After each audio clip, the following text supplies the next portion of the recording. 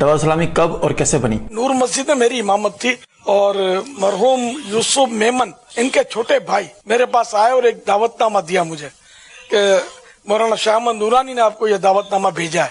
تو اس میں کچھ لکھا تھا کہ میرے گھر پر وہ دعوت اسلامی کے سلسلے میں علامہ ارشد القادری اور سب آئیں گے اور کچھ ہے مطلب میٹنگ.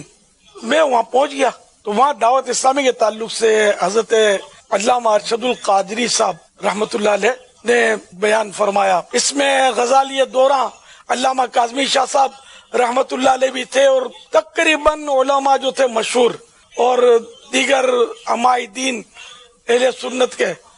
تو یہ تقریباً اس میں ایک تعداد تھی جو موجود تھی. پھر یہ اجلاس ختم ہو گیا اور کوئی خاص نتیجہ سامنے آیا نہیں. پھر جب میں 2 ذی قعدۃ الحرام دارالعلوم امجدیہ میں صدر الشریعہ مولانا امجدی صاحب رحمت اللہ علیہ کے عرس میں گیا تھا تو وہاں مجھے مولانا قاری رضا المصطفیٰ ملے کہ ہمارے ماموں ان کے ماموں تھے مولانا ارشد القادری صاحب.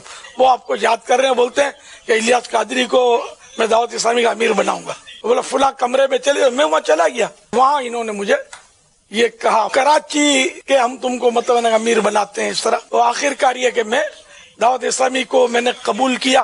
تو یوں ہم لوگ مطلب چل پڑے اور اللہ تعالیٰ کی مدد سے محبوب کی نظر سے یہ کام چلتا رہا اور آج آپ کے سامنے بیٹھا ہوا ہوں میں. مولانا محمد شفیع اوکاڑوی صاحب انہوں نے بڑا احسان کیا. امر واللہ یہ ہمارے محسن ہیں. انہوں نے مجھے اپنی مسجد پیش کی کہ میری مسجد کو مرکز بناؤ.